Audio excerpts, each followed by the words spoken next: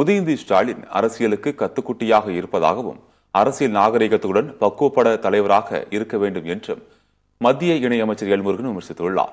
கோவை பொள்ளாச்சி இடையே முன்பதிவில்லா ரயில் சேவை துவக்க விழாவிற்கு பின்னர் செய்தியாளர்களிடம் பேசிய மத்திய இணையமைச்சர் எல்முருகன், இந்த ஆண்டு மட்டும் 6000 கோடி ரயில்வே பட்ஜெட் ஒதுக்கியுள்ளதாகவும், ஆனால் 2009 முதல் 14 வரை காங்கிரசின் 5 ஆண்டுகால ஆட்சியில் 860 கோடி ரூபாய் மட்டுமே ஒதுக்கப்பட்டுள்ளதாகவும் குறிப்பிட்டார்.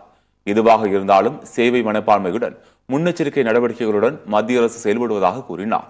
மேலும் வெள்ள பாதிப்புகளை மத்திய அரசின் அமைச்சர்களின் குழு உடனே களத்தில் சென்று ஆய்வு செய்துள்ளதை சுட்டிக்காட்டிய அவர், அமைச்சருக்கான தரத்தை உதயநிதி ஸ்டாலின் குறைத்து விட்டதாகவும் விமர்சித்தார். அதாவது உதயநிதி ஸ்டாலின் கருணாநிதி கிடையாது. கருணாநிதி கலைஞர் தான் அது புதக்கமாக பேசி அதுக்கான ஒரு பேசுவாங்கன்ட்டு சொல்லுவாங்க.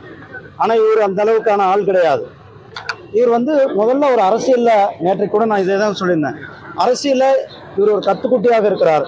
அரசியலில் நிறைய கற்றுக்க வேண்டி இருக்கிறது. அரசியலில் ஒரு பக்குவப்பட்ட தலைவராக அவர் நடந்து கொண்டால் தமிழகத்திற்கு, அதாவது மத்திய அரசோடு இணைந்து தமிழக அரசுக்கு வேலை செய்யும் பொழுது தமிழக அரசுக்கு தான் நல்ல பலன் கிடைக்கும்.